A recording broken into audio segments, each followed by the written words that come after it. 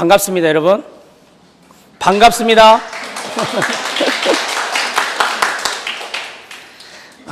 이게 시간이 금방금방 가네요. 13회를 준비한 게 엊그제 같은데 또 14회를 또 바로 또 준비하게 되었어요.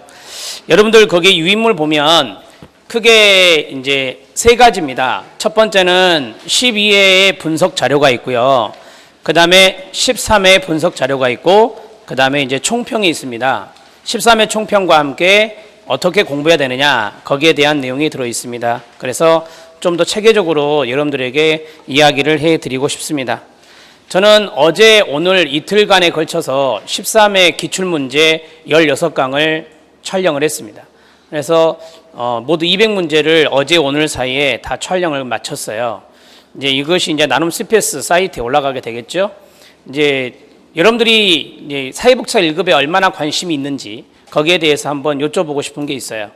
사회복지사 1급 시험이 공개된 게 몇 회부터입니까? 9회부터입니다. 9회부터. 자, 9회 붙어서 13회까지 봤어요. 이게 5개년이죠, 5개년. 5개년입니다.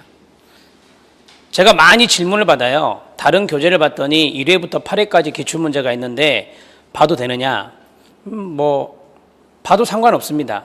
그런데 그거는 부정확한 문제들이 많아요. 그래서 사회복지사 1급 기출문제는 상당히 중요한 거죠. 왜냐하면 출제 경향을 알 수 있는 거예요. 제가 어제 그제 쭉 문제를 풀면서 놀란 점이 하나 있어요. 그게 뭐냐면 관연도에 출제되었던 지문들이 많이 들어가 있어요. 많이 들어가 있어요. 그러니까 기출문제는 분석해야 된다, 안 해야 된다? 해야 된다라고 하는 거예요. 그래서 기출문제는 9회부터 13회까지 5개년치를 하면 충분합니다. 5개년치를 하면 충분해요. 9회부터 이제 아시는 대로 9회나 10회 여기는 30문제씩 나왔었어요. 그런데 이제 9회 때 너무 합격률이 저조하고 그래서 문제를 공개하게 되고 또 문제가 25문제로 줄어들게 되죠. 25문제로 줄게 되는 것은 30문제면은 100점 만점으로 환산하기가 쉬워요, 어려워요? 어렵죠. 그래서 25문제로 하면 100점 만점을 환산하기가 쉽거든요. 하나에 4점씩 계산하면 되니까. 그것 때문에 이제 25문제로 줄어드는 거고요. 모두 다 200문제를 출제하게 되는 겁니다. 여러분들이 이제 시험 볼 14회 문제도 200문제가 출제가 됩니다. 그리고 한 가지 더 말씀드리면 예전에는 한 문제당 50초도 안 됐어요. 그래서 시간에 쫓겨서 못 푼 문제가 많았거든요. 그런데 또 9회 때 합격률이 낮아서 파급 효과가 많았는데 그 중에 하나가 한 문제당 1분을 준 겁니다. 그래서 200문제 200분이 되는 거예요. 그래서 시험 문제를 풀 때 시간이 부족하다 그런 분들은 거의 못 봤어요. 1분을 주고 나서. 그래서 여러분들은 시간이 부족하다 그런 것은 걱정하지 않으셔도 됩니다. 모든 지문이 다 길게 나오진 않더라고요. 어떤 문제는 아주 짧게 나와요. 그래서 그런 데에서 시간을 많이 볼 수가 있기 때문에 시간 부족의 문제는 대두되지 않았습니다. 자, 그러면 9회부터 13회까지 우리가 좀 전략적으로 공부를 하기 위해서는 이제 구체적으로 어떤 게 나왔느냐 그건 좀 이따 볼 거고요. 먼저 이제 합격에 대한 전략이랄까요? 그걸 좀 보면 200문제를 만점 맞아도 합격이고 60%인 120개를 맞아도 합격입니다. 그래서 여러분들이 120개 전략을 짜시는 게 중요한데 제가 해마다 같은 이야기를 좀 해드려요. 같은 이야기를 해드리는데 올해도 어김없이 똑같은 이야기를 해야 될 것 같습니다. 왜냐하면 출제 경향이 그러니까 어쩔 수가 없어요. 자, 우리는 1교시, 2교시, 3교시가 있어요. 1교시, 2교시, 3교시가 있습니다. 예전에는 점심시간 노시 봤어요. 예전에는 한 문제당 50초가 안 됐을 때는. 근데 지금은 이제 한 문제당 1분이 되다 보니까 시간이 길어지죠. 그래서 점심시간이 한 번 있고 그 다음에 3교시로 들어가게 됩니다. 자, 물론 이제 장애인분들은 시간이 더 길어요. 장애인분들은 시간이 길어요. 1.5배를 주기 때문에 길게 되고. 자, 1교시에 과목은 몇 과목? 아니에요. 한 과목이에요. 이게 한 과목, 이게 한 과목, 이게 한 과목이에요. 이게 두 과목, 세 과목, 세 과목이 아니라 한 과목씩이에요. 그래서 이제 교시별 과락이라고 해요. 과락은 좀 이따 말씀드릴 건데 여기에 영역이라고 하거든요. 영역. 두 가지 영역이라고 해요. 여기는 세 가지 영역이라고 해요. 여기는 세 가지 영역이라고 해요. 이렇게 정리가 되거든요. 25문제씩 낸다고 그랬잖아요. 25문제니까 여기는 몇 문제가 되겠어요? 네, 50문제가 돼요. 여기는요 75문제가 돼요. 여기는요 75문제가 돼요. 사회복지사 1급 시험에 합격하려면 몇 퍼센트 이상을 맞춰야 되죠? 네, 60% 이상입니다. 60%. 그럼 여기에 60%를 해볼까요? 5, 6, 30, 30문제입니다. 여기에 60%는 전체 다 해서 120개가 60%이기 때문에 여기에 몇 개가 돼야 되죠? 45, 45, 45 맞추면 모두 120개가 됩니다. 이게 이제 합격 정답수가 되는 거예요. 합격 정답수가 되는 거고, 자, 우리가 이제 과락이 있어서 많이 힘들어하시는 분들이 있는데, 과락은 여러분들이 한 시험 응시자가 2만 명 가까이 되거든요. 2만 명 가까이에서 과락으로 떨어지는 분들은 10손가락 안으로 들어가요. 그만큼 안 나온다는 거예요. 과락은. 왜 안 나올까요? 이유는 교시별 과락이니까 그래요. 영역별 과락이 아니라 교시별 과락이니까 그래요. 여기에서 몇 개 이상 맞추면 몇 개 미만이면 과락입니까? 4, 5, 20. 자, 20개 미만이면 과락이에요. 그러니까 예를 들어서 인간행동과 사회환경과 조사론을 합쳐가지고 19개를 맞췄다. 그러면 과락입니다. 다른 데에서 많이 잘 봤어도 여기에서 19개를 맞추면 과락이 되는 거예요. 두 영역에서 19개 맞는 것이 많이 나오진 않겠죠. 물론 과락으로 떨어지는 분도 있겠지만 많이 나오지는 않습니다. 많이 나오진 않아요. 자, 여기는 몇 문항이에요? 30문항이에요. 그러니까 실천론, 기술론, 지역사회복지론 합쳐가지고 30개 미만이면은 과락이, 여기도 30개 미만이면 과락이 돼요. 이렇게 정리가 되는 거죠. 그래서 여러분들은 과락은 걱정하지 마세요. 과락은 걱정할 거리가 안 된다. 이렇게 정리하실 수 있겠습니다. 자, 이제 숫자에 대한 것은 끝났어요. 숫자에 대한 끝났는데 어떻게 이제 어떤 부분에 대해서 내가 더 집중하려고 어떤 부분에서 힘을 뺄 것인가, 그거를 말씀드려야 됩니다. 그거는 이제까지 9회부터 13회까지의 문제를 쭉 훑어봤을 때 보편적으로 무엇이 쉽게 나온다, 보편적으로 무엇이 어렵게 나온다, 그것을 말씀드려야 되는데 그게 해마다 같은 이야기의 반복이 돼요. 왜냐하면 그게 경향이기 때문에 어쩔 수가 없는 것 같습니다. 13회도 그랬어요. 자, 여기에서 5개년을 분석해 보면 이구동성으로 다 말씀하십니다. 1교시에서는 무엇이 쉽다? 인간행동과 사회환경이죠. 조사론이 계속 어려워지고 있어요. 13회도 장난 아니게 나왔거든요. 좀 어렵게 나왔어요, 조사론이. 따라서 여기에서는 약칭 인행사라 쓰겠습니다. 인행사가 전략 영역이 돼야 돼요. 25문제에서 20문제 이상을 맞춰야 돼요. 그러면 과락은 걱정 없죠. 20문제 이상을 맞추면. 조사론에서 하나도 안 맞을 리는 없겠죠. 그래서 이 과락은 걱정하지 마시고 여기에서 30개 이상을 맞추는 전략이 필요하다라고 보시면 됩니다. 자, 여기는 두 가지를 해야 돼요. 여기는 두 가지, 여기도 두 가지예요. 두 가지를 해야 됩니다. 자, 2교시에서 들어보세요. 2교시에서 가장 쉬운 거 말해봐요.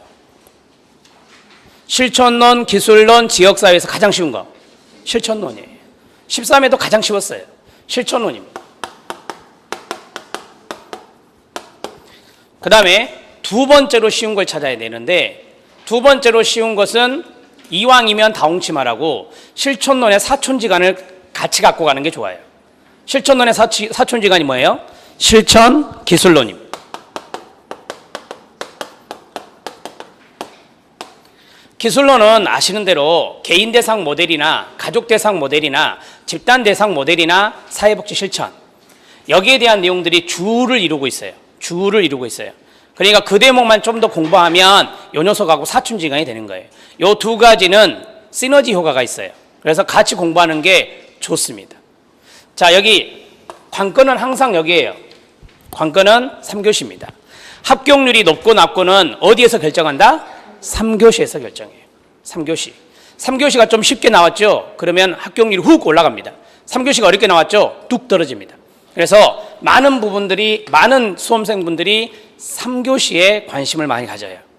자, 원칙은 하나 있습니다. 가장 쉬운 게 뭡니까? 3교시에서 가장 쉬운 거 행정론입니다. 뭐라고요? 행정론.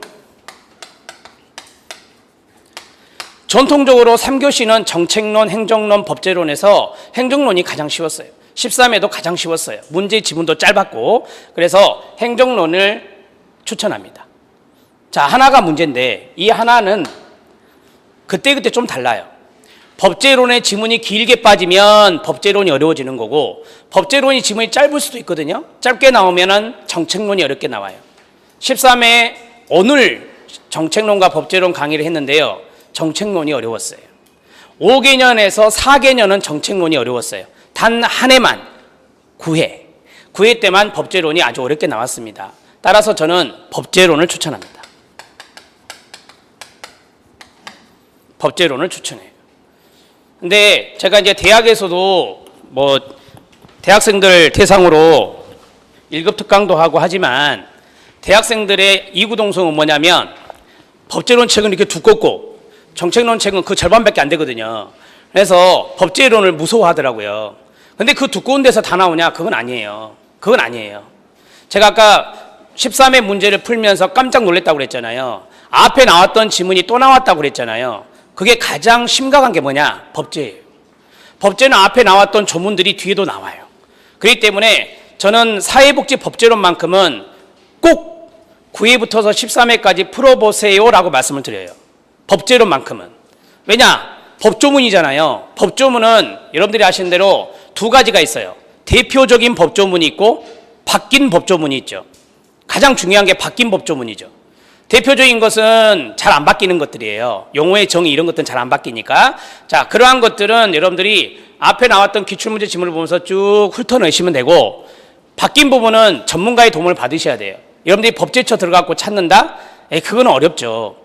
법이라는 것은 흐름이 있는 건데 그 흐름에서 몇 조 몇 항이 바뀌었다, 지문이 바뀌었다, 그거는 강의하는 사람만이 알 수 있는 거예요. 항상 들여다본 사람만 알 수 있는 거거든요. 이번에 2016년도 14회에서 가장 힘든 게 뭐냐면, 여러분이 매스컴에서 보셨죠? 송파 세무녀법. 2014년 12월 말경에 국회를 통과한 법이 있어요. 그게 바로 국민기초생활보장법의 개정이고, 송파 세무녀 자살 사건 때문에 사회보장급여의 이용 제공 및 수급권자 발굴에 관한 법률이 하나 또 생겼어요. 제정됐어요. 여러분들은 국민기초생활보장에 주거급여라는 게 있는 거 아시죠? 주거급여법이 따로 생겼어요. 주거급여는 국토교통부에서 해요, 이제. 그렇기 때문에 국민기초생활보장제도에 아주 많은 변화가 왔고, 또 최저생계비가 여러분들 알고 있는 절대빈곤선인데요. 7월 1일자로 상대빈곤선으로 바뀌어요. 중위소득으로. 여러분들이 아주 지금 어려운 시국에 지금 공부를 하시는 거예요. 메르스 있죠. 그 다음에 제도 바뀌었죠. 정책 바뀌었죠. 여러분들이 좀 머리가 좀 아플 거예요. 그렇지만 도전하면 되죠. 어차피 우리가 이거는 사회복지 환경의 변화이기 때문에 그것에 대해서 예전 것을 공부할 수는 없잖아요. 바뀐 부분에 대해서 공부를 하시면 되는 겁니다.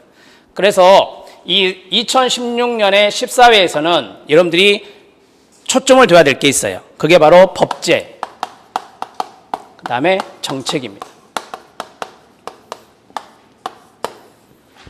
국민기초생활보장법 하나가 탁 바뀌니까 모든 법이 내용이 다 바뀌는 거예요. 사회보장 기본법도 바뀌게 되고 아주 모든 것들이 다 쑥쑥쑥 바뀌게 돼요. 그래서 그 개정 작업 때문에 사회복사 1급책이 지난주에 나왔어요. 지난주에. 그러니까 3월 달에 출간 책들이 있어요. 4월 달에 출간된 책이 있어요. 그거 보시면 안 되죠. 그 이후에 다 바뀌었는데. 그래서 또 나중에 또 비용이 들어가기 때문에 될 수 있는 대로 최근의 법률을 포함시키고 있는 교재를 여러분들이 보시는 것이 가장 현명한 방법이 됩니다. 시행착오를 적게 겪을 수가 있는 거예요. 저는 그래도 정책보다는 법제가 쉽다고 생각합니다. 왜냐하면 법조문은 내가 머릿속에 인지만 잘 해놓으면 그것이 맞은지 틀린지를 바로 알 수 있거든요. 하나 예를 들어 볼게요. 어린이집은 뭘 받아서 설치합니까? 1번 허가, 2번 인가. 인가입니다. 이게 13회 한 문제예요. 13회 한 문제라고요. 그걸 알면 한 문제 푸는 거예요. 네, 그걸 알면. 취업촉진수당이 계속 나오고 있어요. 3년간. 취업촉진수당에 해당 사항이 없는 거. 답은 구직급이요. 구직급여의 답이 지금 2번 됐어요. 이번에도 나왔어요. 그러니까 이렇게 정책론은 신경을 써야 돼요. 머리를 굴려야 되는데 법제로는 내가 좀 외웠다? 이게 탁 나왔네? 숫자 외웠다? 근데 숫자가 틀린 게 나왔어요. 옳지 않은 건데 그게 답이다. 탁 찍을 수 있는 게 바로 뭐다? 법제론이에요. 그래서 저는 법제론을 여러분들한테 추천합니다. 그 많은 내용을 보실 필요가 없어요. 중요한 부분들만 속가서 볼 수 있어요. 그 중요한 부분들만 정리해서 여러분들이 보신다면 법제론은 승산이 아주 높은 과목 중에 영역 중에 하나입니다. 이렇게 정리하면 돼요. 자, 보세요. 하나, 둘, 셋, 넷, 다섯 영역이에요. 제가 이것을 전략 영역으로 세웠을 때는 여러분들이 25문제에서 몇 문제를 맞춰야 될까요? 20문제. 전략 영역으로 했을 때는 우리가 이제 25문제가 있을 때 5문제 정도는 틀리고 20문제 이상은 맞춰줘야 돼요. 20문제 이상은 맞춰줘야 돼요. 이렇게 하면 100문제가 돼요. 100문제. 나머지 하나 영역이 지역사회복지론이 남았고 정책론이 남았어요. 그 두 가지 합치면 50문항입니다. 그 50문항에서 몇 문항만 맞추면 되죠? 몇 문항만 맞추면 되죠? 20문항만 맞추면 돼요. 그래서 여러분들이 어디에다가 신경을 많이 쓰고 어디에서 힘을 빼느냐, 그것이 아주 중요한 거거든요. 정말 중요한 거예요. 예를 들어서 사회복지 조사론이 어려워요. 머리가 지끈지끈 아픈데 거기에서 계속 매달리고 있으면 안 되는 거예요. 사회복지 정책론을 나는 정책적인 거 보지 좀 부족한가 봐. 이해력이 떨어진가 봐. 근데 계속해서 정책만 붙잡고 있어요. 그건 아니다 이 말이에요. 요것을 먼저 하는 거죠. 요걸 먼저 하는 거예요. 자, 여러분들 이제 공부를 할 때 순서가 있어요. 순서. 그 순서는 인간행동과 사회환경, 사회복지 조사론, 실천론, 기술론 이렇게 가는 것도 맞아요. 왜냐하면 기초 과목이고 실천 과목이고 제도 정책 과목이니까 쭉 훑어보는 것도 좋은데 그것보다 더 좋은 방법이 있어요. 이 8영역은 여러분들이 아시죠? 사회복지학은 다학제예요. 다학문이에요. 이쪽에 있는 녀석이 여기에도 있고 여기에 있는 녀석이 저기에도 있어요. 그러니까 서로 연계가 돼요. 학문이. 연계가 되기 때문에 연결성이 있는 것들을 묶어서 공부하시는 것도 좋은 방법이 돼요. 그러면 진도를 빨리 뺄 수 있거든요. 저는 사회복사 1급 특강을 그렇게 할 거예요. 내일 모레 개강하는 거를 같이 연관되는 것을 묶어서 진행해 나갈 건데요. 그래야 종합적인 사고를 키울 수 있거든요. 제가 인간행동과 사회환경 강의가 끝났어요. 바로 실천론 들어가거든요. 조사론은 제일 나중에예요. 그러면 실천론 들어갈 때 우리 인간행동과 사회환경에서 이런 이야기 했었죠? 이렇게 나와요. 그러면 이제 복습 효과가 생기는 거죠. 이게 연계돼요. 연결에 또 문제도 그렇게 나와요. 분명히 이거는 사회복지 정책론 문제인데 법제가 들어가 있어요. 행정론 문제인데 지역사회복지가 들어와 있어요. 이게 최근의 문제 트렌드예요. 그래서 그렇게 공부를 시험에 대한 대비를 하시려면 여러분들은 연계되는 과목끼리 공부를 해 주셔야 돼요. 자, 써볼게요. 제일 먼저 이거 해야 돼요. 기초니까. 인간행동과 사회환경. 공부 순서예요. 공부 순서. 인간행동과 사회환경. 여러분들이 교재를 보시든 동영상을 보시든 이 순서대로 가시면 좋아요. 두 번째는 실천론. 자, 보실래요? 인간이 있고 뭐가 있어요? 환경이 있어요. 이게 뭐죠? 환경 속 인간이에요. 환경 속 인간을 강조하는 실천이 뭐죠? 우리 사회복지 실천이에요. 이런 것들이 들어가 있어요. 그 다음에 여기 환경에 보면 체계 이론이 나와요. 체계 이론의 체계의 특성이 여러 가지가 있죠. 뭐 다중 결과성, 동등 결과성, 항상성 들어보셨나요? 네, 비총합성 이런 것들이 많이 있는데 그 내용이 어디에 그대로 들어있어요? 실천론에 들어있어요. 여기에 공부 내용이 요리 연결이 되는 거예요. 자, 여기 실천에 해당되는 것의 사촌지간이 뭐라고요? 기술론. 기술론 들어갑니다. 자, 우리는 여기서 뭘 배우죠? 정신분석 이론. 배우나요? 네. 행동주의 이론. 로저스의 현상학 이론. 인본주의 이론. 그 녀석이 어디로 녹아 들어가요? 이렇게 녹아 들어가요. 정신역동 모델. 행동주의 모델. 로저스의 인간중심 모델이에요. 여기에 이론적인 기반이 두어서 이렇게 딱 연결이 되는 거예요. 이거는 실천 모델이고요. 이렇게 정리가 돼요. 그래서 요 세 가지를 끝내놓으면 여러분들이 배가 불러요. 정말 많이 한 것처럼 배가 불러요. 그 다음에 이제 번지수를 다른 쪽으로 가야 돼요. 번지수를 다른 쪽으로. 근데 저는 여기에서 지역사회복지를 가요, 그냥. 여기서 지역사회복지를 가요. 되게 지역사회복지는 뒤로 빼도 되는데 지역사회복지를 같이 가는 이유는 여기 안에 사회환경 안에 지역사회체계, 거시체계가 나오거든요. 그래서 이왕이면 같이 하자. 그래서 지역사회복지까지 묶어서 같이 합니다. 이렇게 하면 8영역의 절반인 4영역이 끝나게 돼요. 자, 이제 여러분들 이제 여기서부터 많이 이제 힘드신 거예요. 여기서부터. 자, 여러분들한테 물어볼게요. 법제가 먼저일까요? 정책이 먼저일까요? 행정이 먼저 아니에요. 법제 아니면 정책인데 둘 중에 어떤 게 먼저일까요? 법제. 왜 그래요? 법제에서는 사회보험법을 쭈르륵 배워요. 사회보험만 배운 게 아니라 공공부조의 법률 5개도 배워요. 그 사회보험과 공공부조가 어디에도 나와요? 정책에 나와요. 정책에서 5문제씩 깔아요. 되게 13에도 5문제 깔았어요. 산재보험, 건강보험, 국민연금, 국민기초생활보장제도. 이번엔 근로연계복지제도가 나왔어요. 그렇게 해서 이 법에서 나올 법한 것들이 정책에 딱 들어가 있어요. 그러니까 먼저 뭘 끝내야 되느냐? 법제를 끝내시는 게 좋아요. 법제를 우선 딱 공부해 놓으면 마음이 든든해져요. 이 두꺼운 것을 해냈다.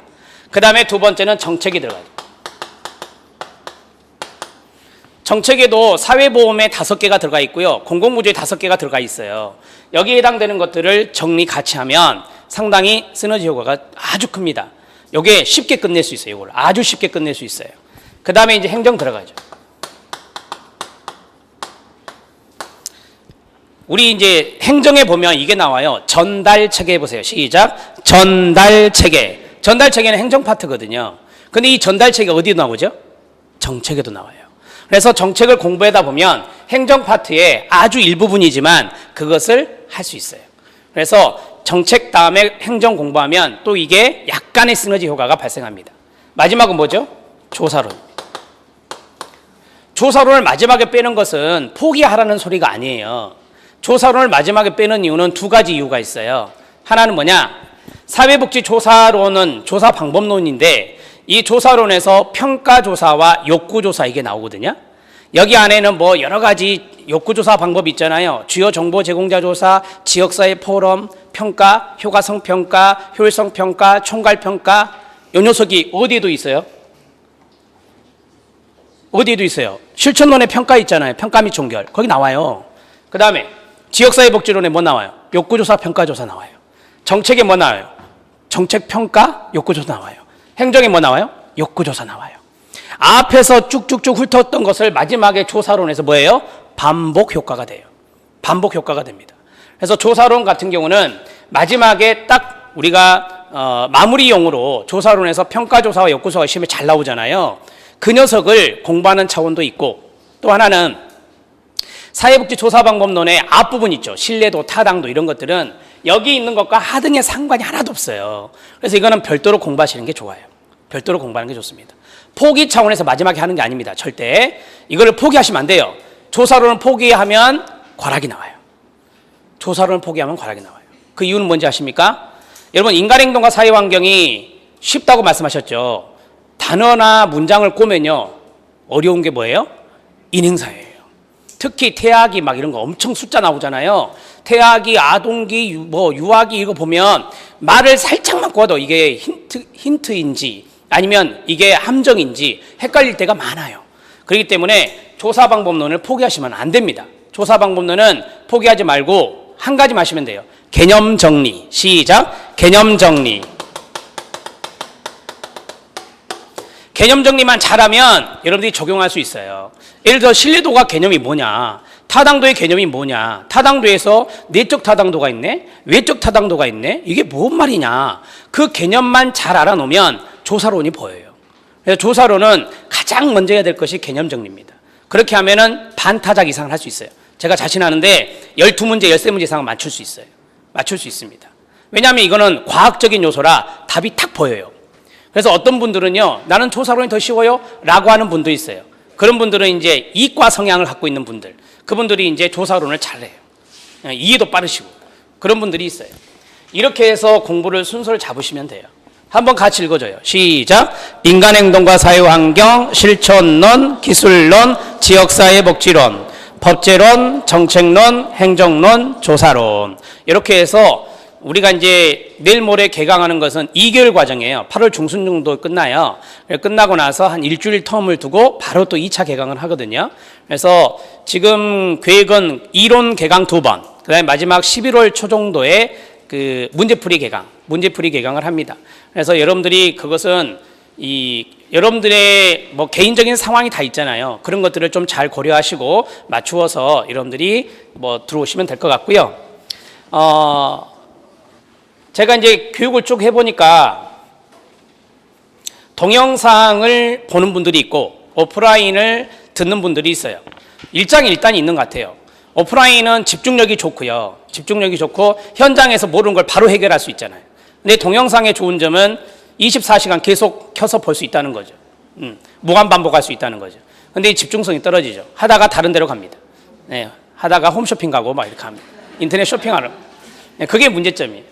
그러니까 여러분들이 그것도 개인적으로 생각을 하셔야 돼요. 내가 어떤 것이 나한테 집중성 있게 또 나한테 더 맞는 건지. 이거는 개인적으로 차이가 많아요.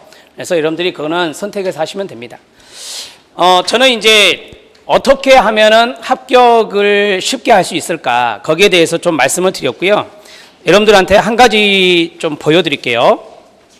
여기 자료에서 18쪽이요.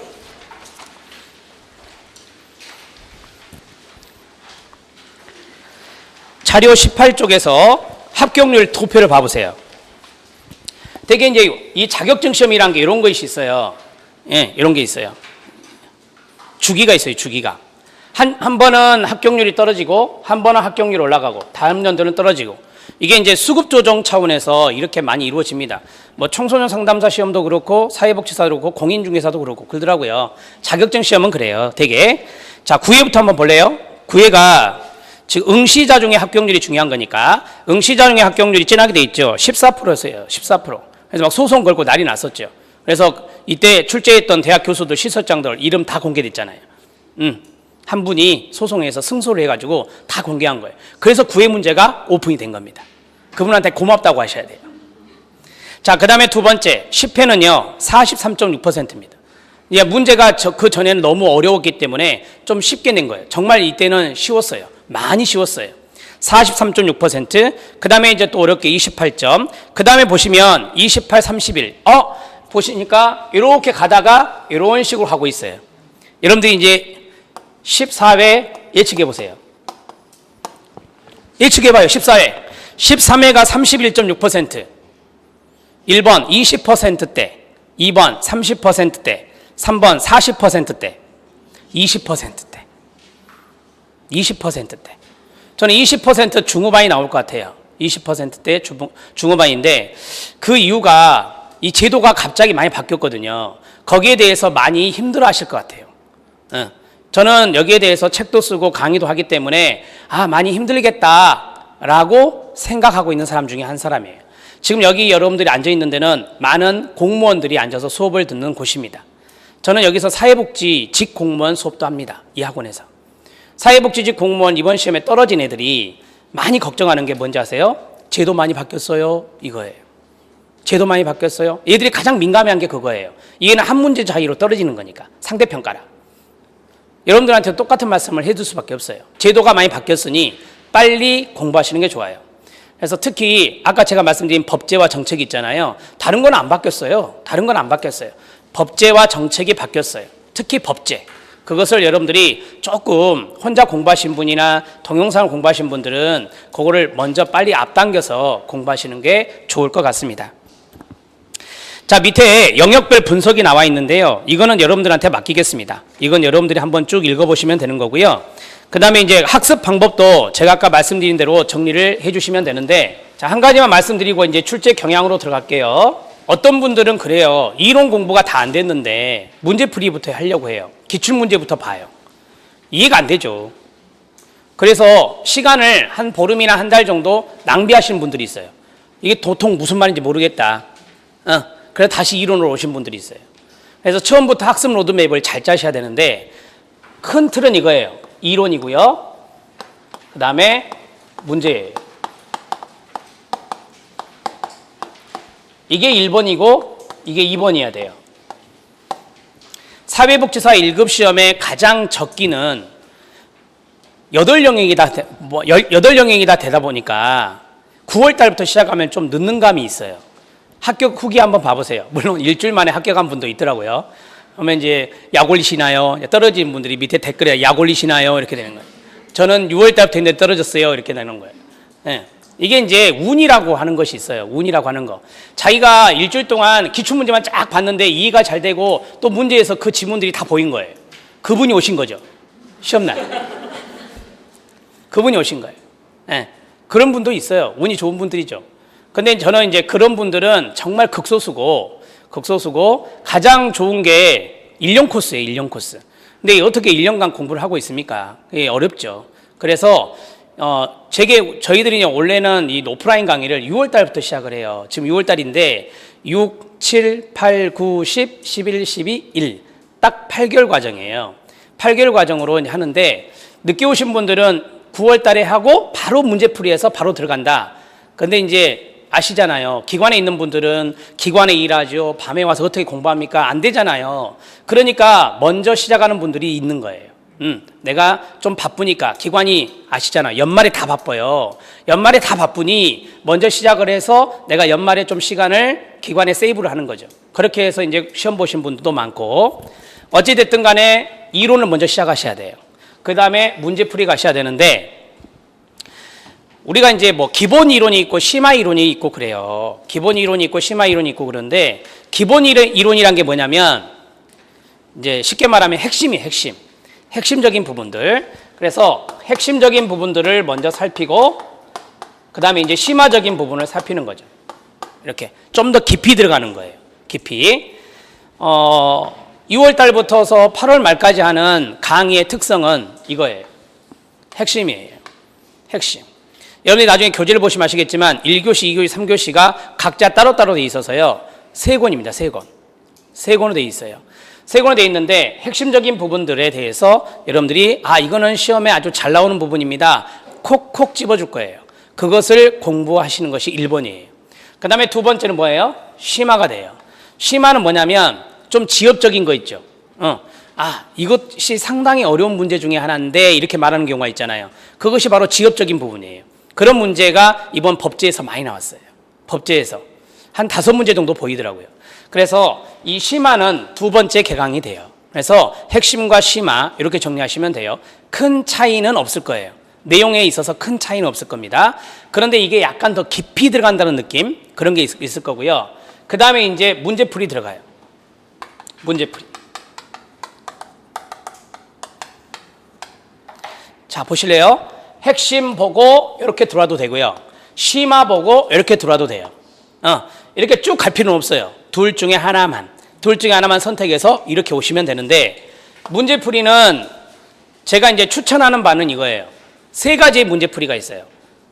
단원별, 실전, 기출 이렇게 있어요. 단원별, 실전, 기출이 있거든요. 그러면 기출이 있고 단원별이 있고 실전이 있어요. 이렇게 가는 게 맞아요. 공무원의 커리도 다 이렇게 돼 있어요. 공무원의 커리도 이렇게 돼 있어요. 자격증의 커리도 이렇게 가는 게 맞아요. 기출문제를 먼저 본 다음에 이론이 됐으니까 기출문제 본 다음에 성향을 알고 거기에 대해서 단원별로 정리를 해보고 마지막에 실전 모의고사를 하는 거죠. 이렇게 되는 겁니다. 이제 11월 달에 우리가 문제풀이가 간다고 했잖아요. 그 문제풀이는 요거 2개 가요. 여기 이제 따로따로 책이 나오거든요. 그래서 단원별 문제와 실전 문제가 같이 갈 겁니다. 이렇게 해서 문제를 많이 푸실 거예요. 기출문제는 여러분들이 기출문제집 같은 거 보고 혼자 정리하는 거죠. 거기서 모르는 거 카페에 물어보고 제게 물어보면 되는 거예요. 그렇게 해서 정리하시면 돼요. 동영상의 힘을 빌리셔도 되고. 여기까지 해드리고 싶지만 다 못 풀어요. 시간상. 제가 해보니까 이거 버겁더라고요. 뭐 안 돼요. 5개년치를 못 풀어요. 이게 1000문제 이상 되거든요. 그렇기 때문에 안 돼요. 그래서 이 2가지를 중점적으로 정리를 할 겁니다. 그리고 마지막에 뭘까요? 모의고사예요. 마지막에 모의고사를 보셔야 돼요. 이 모의고사 점수가 여러분들의 실제 점수와 플러스 마이너스 오차가 5점이나 10점이에요. 거의 맞아요. 그렇기 때문에 이 모의고사를 마지막에 온라인 모의고사로 우리가 이제 공개를 해드리는데 온라인 모의고사를 보든 아니면 오프라인상에서 시험지를 받아놓고 OMR 체킹하면서 하든 둘 중에 하나인데 저는 후자를 추천합니다.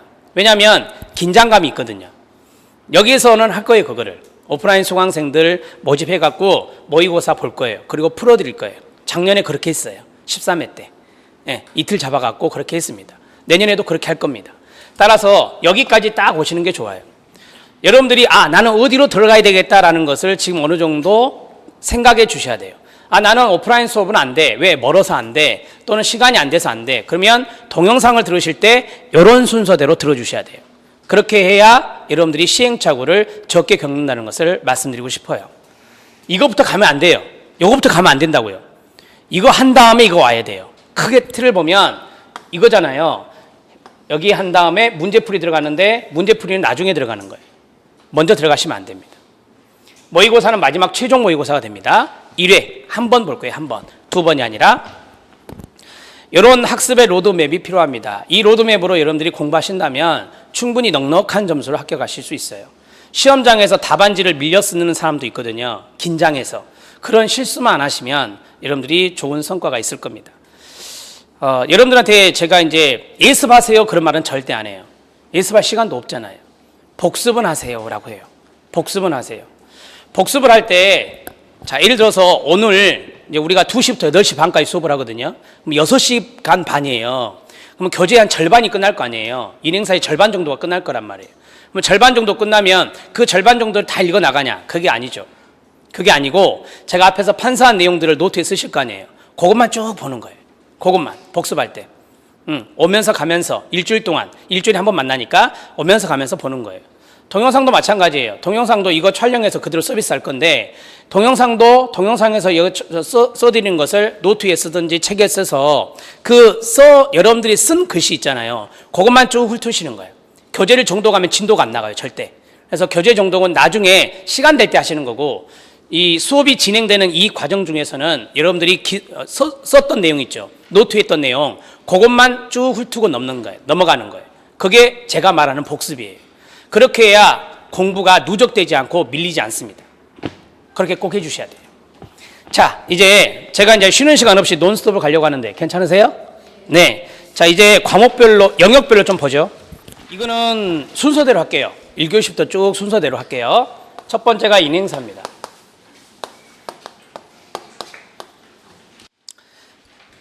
인행사는요, 25문제가 어떻게 구성이 되느냐. 자, 들으세요. 학자들의 이론이 나오죠. 학자들의 이론이 나옵니다. 그 다음에 인간의 발달 단계가 나오고, 그 다음에 환경체계가 나옵니다. 환경체계. 크게 세 파트예요. 첫 번째 뭐라고요? 학자, 이론. 그 다음에요, 발달 단계. 그 다음에요, 환경체계.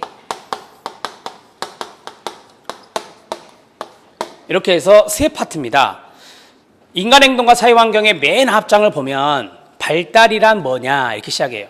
발달의 원리, 인간의 발달 이론이 사회복지 실천에 미치는 영향이 뭐냐, 이게 두 문제 나왔어요. 13회 때 1번, 2번 문제가 그거예요. 근데 이게 안 나올 때도 있어요. 이게 안 나올 때도 있어요. 따라서 그 내용은 제가 뺐어요. 지금 앞에 있는 발달의 원리 이런 건 뺐다고요.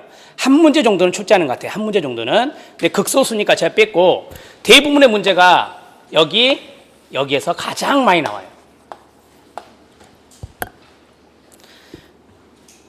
여러분들이 공부를 할 때, 뭐 학자들 이론이 뭐 이렇게 개념도 많고 어려워. 에이, 이거 나중에 할래. 그리고 발달 단계로 먼저 가요. 그래서 태아기에서 노년기까지. 내가 지금 중년기고, 내가 지금 청년기고, 그러니까 지내왔으니까 알 것 같죠? 안 돼요. 학자들의 이론이 발달 단계에 들어가 있거든요. 인지 발달에 삐아제가 나오고, 그러죠? 그 다음에 도덕성 발달에 콜보가 들어가고, 그렇게 시험에 나오거든요. 그러니까 어떤 걸 먼저 공부해야 돼요? 학자들의 이론을 먼저 해야 돼요. 아무리 힘들어도 요걸 먼저 해야 돼요. 요걸. 이게 1번이고 이게 2번이에요. 공부 순서를 그렇게 잡아야 돼요. 공부 순서를. 그렇게 해야 한 방에 끝내요. 안 그러면 다시 발달 단계가 장난 아니다. 학자들의 이론을 가자. 일주일 까먹어 버려. 그래서 학자들의 이론을 먼저 공부하시는 게 좋아요. 학자들의 이론에서 한 사람 나와요? 여러 사람 나와요? 여러 사람 나와요. 대개 한 문제씩 깔아요. 융 한 문제, 아들러 한 문제, 에릭슨 한 문제, 프로이드 한 문제, 안나 프로이드 한 문제, 로저스 한 문제, 메슬로우 한 문제, 스키너 한 문제. 10개 넘어갔죠 지금. 이번에 12문제 나왔어요. 12문제. 그러니까 25문제에서 거의 절반은 어디에 나온다? 학자 이론이 나와요. 학자 이론을 먼저 잡으셔야 돼요. 두 번째, 발달 단계는 어디에서 시작해요? 태아기. 태아기에서부터 어디까지죠? 노년기. 에릭슨은 인간을 8단계로 나눴어요. 출생에서부터 노년기까지. 근데 태아기가 하나 들어갔어요. 그러면 9단계가 되는 거거든요. 그러면 한 문제씩 깔면 몇 문제? 9문제가 돼요.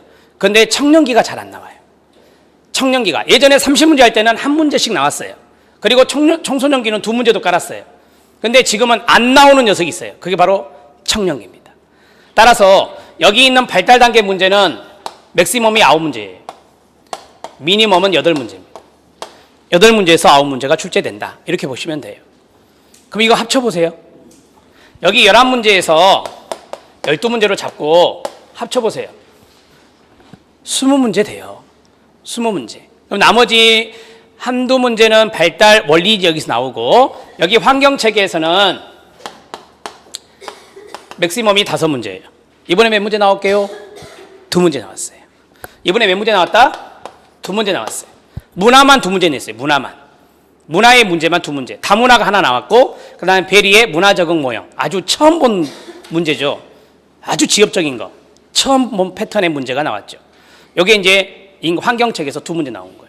그러니까 최하 2문제고 최대 5문제까지 낼 수 있어요. 이게 인행사의 패턴입니다. 인행사의 패턴은 여러분들이 전략적으로 접근을 하실 때 내가 20문제 이상 맞춰야 된다라고 판단했을 때는 이 2가지를 무조건 잡으셔야 돼요. 왜냐하면 이건 어디서 배워요? 실천론에도 있어요. 실천론에도 있어요. 문화적인 부분들은 여러분들이 개념만 잘 잡으시면 되니까 그거는 여러분들이 금방 할 수 있어요. 시험 보기 전날 공부해도 돼요. 문화는 아주 좁은 부위이기 때문에 문화는 그 전에만 봐도 돼요. 그러니까 이 2가지를 가장 강조해요. 저는 이 2가지가 대박입니다. 대박. 정말 많이 나와요. 여기서 못 잡으면 인행사는 전략 영역이 될 수 없어요. 20문제 이상 못 맞춰요. 자, 제가 하나 툭 던져볼게. 학자 말해봐요. 사회적 관심. 뭐예요? 사회적 관심 누가 말했죠? 아들러예요. 이런 걸 알아야 돼요. 이런 거를. 네. 하나 더 해볼까요? 집단무식. 융. 집단무식 누구다? 융. 이런 걸 알아야 된다니까요. 아, 어떤 개념은 누구, 어떤 개념은 누구, 이렇게 자동적으로 탁탁탁 떨어져 나와야 돼요. 그래야 인행사에서 점수를 많이 맞을 수 있어요. 이제 한 걸음 더 나가서 그게 뭔 말이냐? 집단무식 뭔 말이지? 사회적 관심이 무슨 말이지? 이걸 풀어서 시험 문제 내잖아요. 풀어서. 그게 바로 인행사 패턴의 문제입니다. 그러면 결론은 나왔어요. 개념 정리하셔야 돼요. 뭐 해야 된다? 개념 정리. 학자들이 말한 개념은 아주 많다. 이 개념이 많으니 이것을 정리할 필요가 있다라고 하는 거죠. 이걸 정리할 필요가 있습니다. 자, 이제 실천론 조사론 들어갈게요. 순서대로 한다고 했잖아요. 여러분, 이 조사론은 제가 조금 죄송한 이야기 하겠지만 앞에서부터 뒤에까지 골고루 나와요. 목차를 봤을 때 1장부터서 19장이다. 그러면 19장만 빼고 보고서 작성만 빼고 다 나와요. 한 문제 이상. 그렇게 해서 문제를 깔아요. 그런데 선생님, 그래도 더 중요한 거 있지 않을까요? 있죠. 그것을 한번 써볼게요. 조사론에서 맨 앞에 보면 잘 나오는 게 뭐냐? 연역법, 귀납법 이런 겁니다.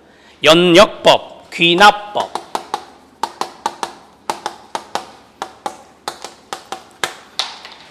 이번 13회 시험에서 이거 나왔더라고요. 연역법과 귀납법이라는 단어는 나오지 않았지만 양적 연구와 질적 연구 방법을 해서 이게 들어갔어요. 연역법은 양적 연구에 쓰는 거고 귀납법은 질적 연구에 쓰는 거예요. 그래서 양적 연구와 질적 연구. 네, 양적 연구와 질적 연구가 2문제가 보였어요. 이번에. 많이 나온 거죠.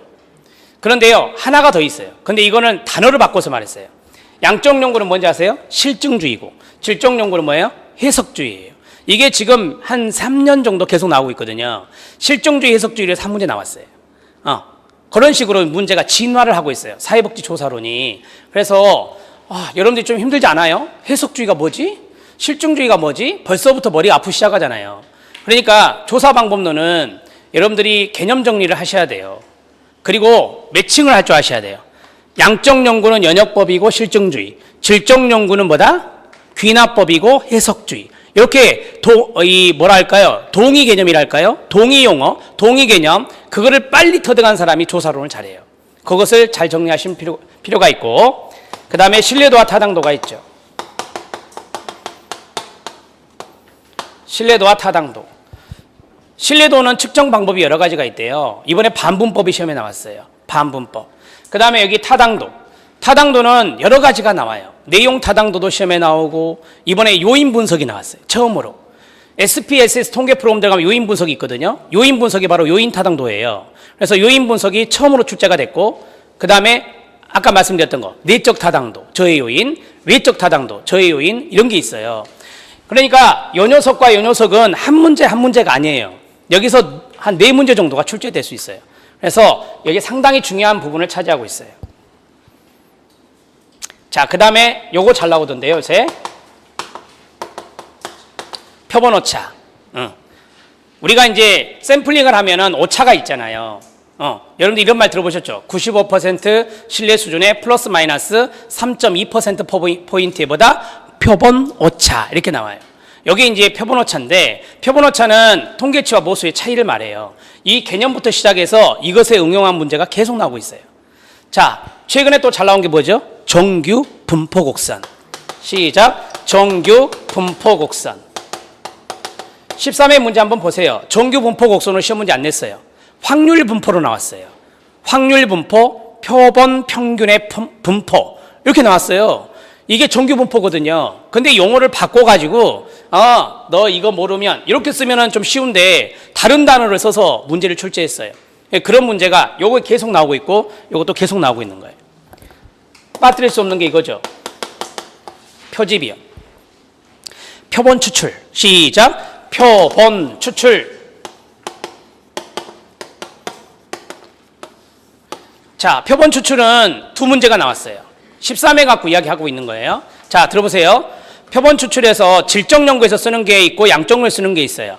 양적 연구에 주로 쓰는 게 확률 표집이라고 그래요. 이번 시험의 한 문제는 뭐냐? 다음 중 질적 연구에서 사용하기 적합하지 않은 거. 답은 층하 표집. 층하 표집은 양적 연구에 쓰는 거예요. 왜? 확률 표집이니까. 무작위로 뽑는 거라. 그 다음에 두 번째 문제는 뭐냐면 계산 문제가 나왔어요. 체계적 표집인데 숫자를 딱 주고 거기에서 표집 간격을 구해라. 그 다음에 뭐 표본수는 얼마냐? 그거 계산해야 되거든요. 계산 방법은 쉬워요. 공식 말면. 그 문제 2문제가 나왔어요. 그래서 표본 추출도 여러분들이 잘 정리를 하실 필요가 있을 것 같습니다.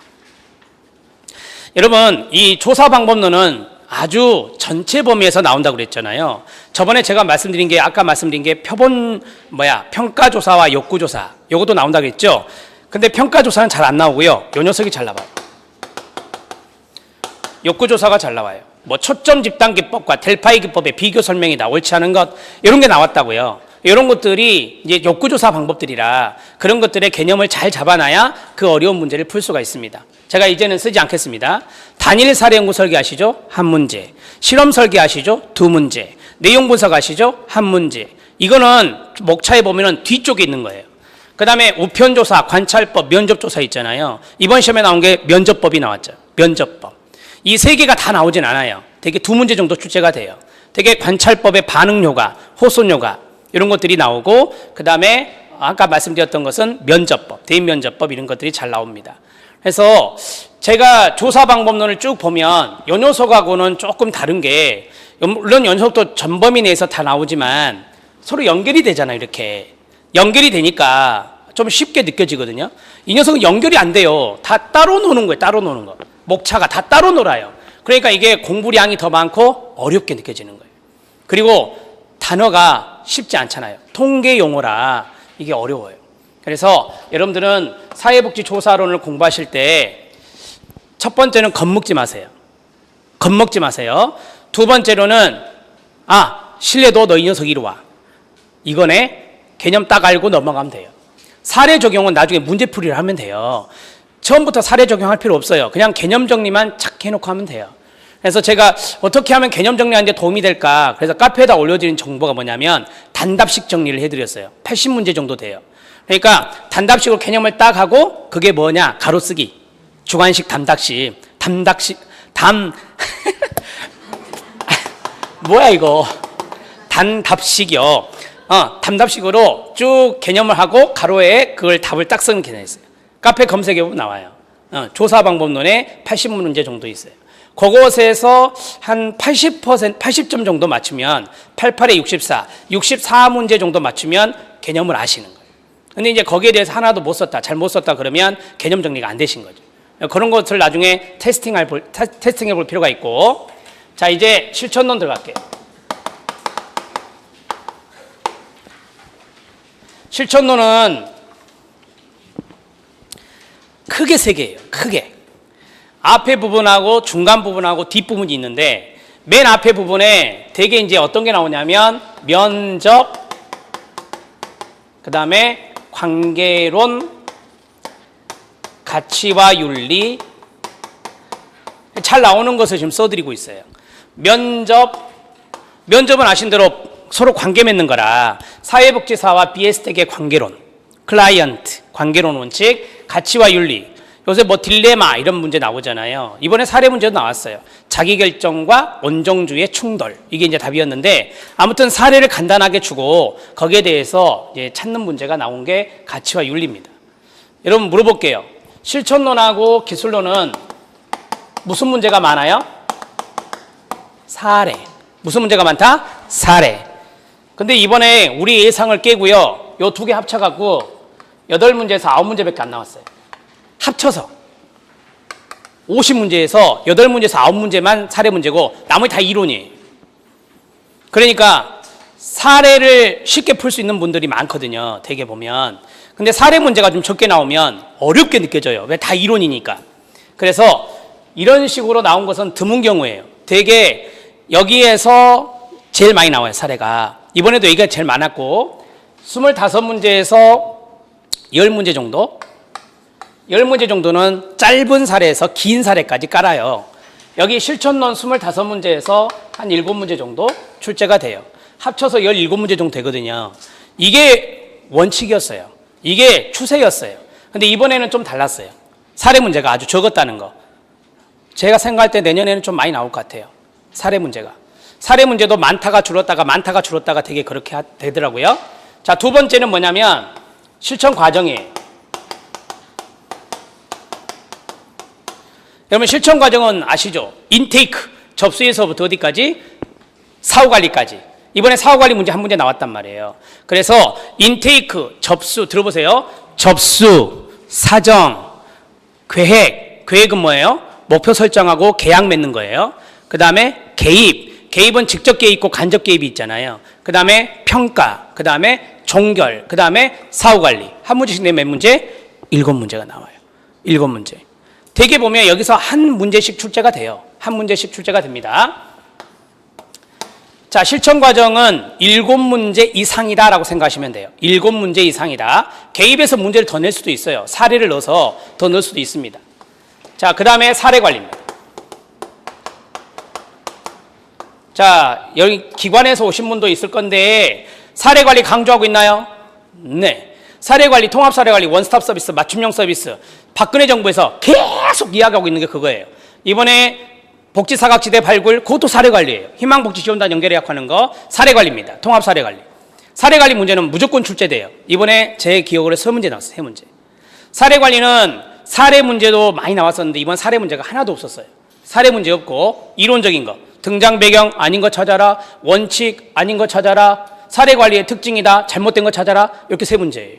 그래서 사례 관리 문제는 사례까지 포함해서 5문제까지 출제될 수 있습니다. 사례 관리는 정리하셔야 돼요. 사례 관리가 여기에서 나올 수도 있는데요. 되게 이쪽에다 많이 깔아요. 출제위원들이. 그래서 실천론에서 마지막 부분에 사례 관리가 중요하다. 이렇게 말씀드릴 수 있습니다. 기술론 들어갑니다. 기술론은 모델이에요. 모델.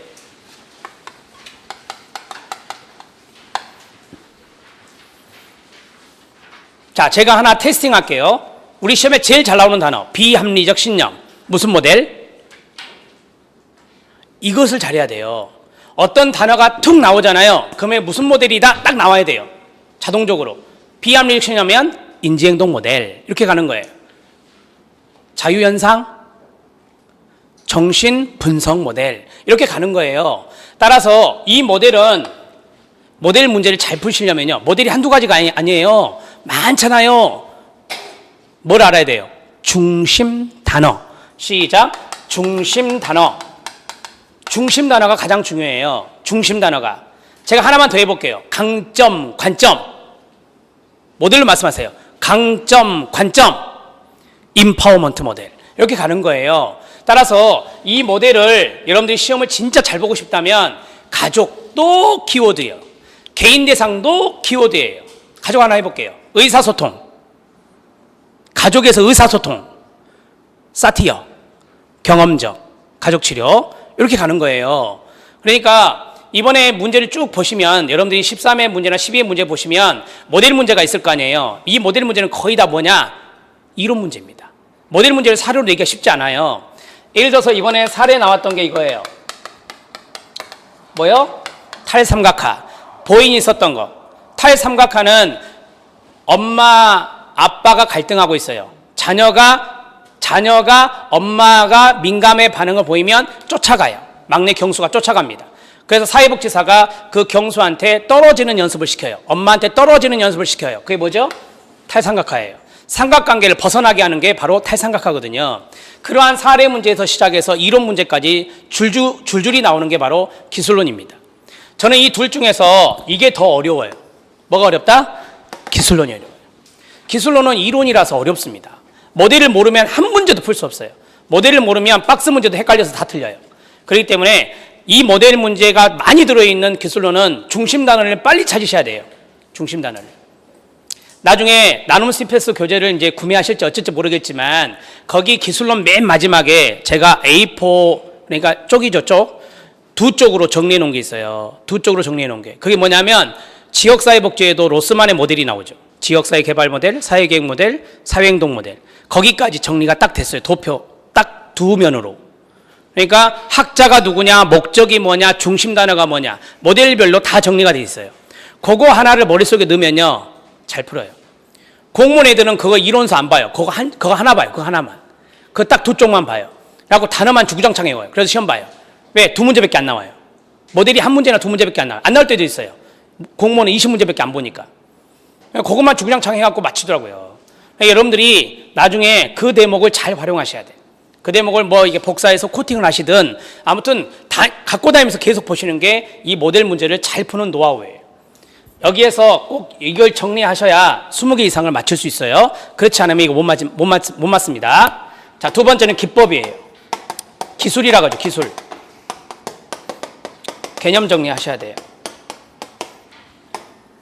자, 기법은 아주 많습니다. 기술은 정말 많아요. 우리 시험에 지금 제가 기억에 떠오르는 거, 잘 나오는 거. 이번에 시험에 나온 게 재명명이에요, 재명명. 재명명이 뭐예요? 제가 봐봐요. 이 사람에 대해서 부정적인 시각을 갖고 있어요. 사회복지사가 내가 이 사람에 대해서 부정적 시각을 갖지 않고 긍정적 시각으로 갖게 만들어줘요. 사회복지사가. 그게 뭐다?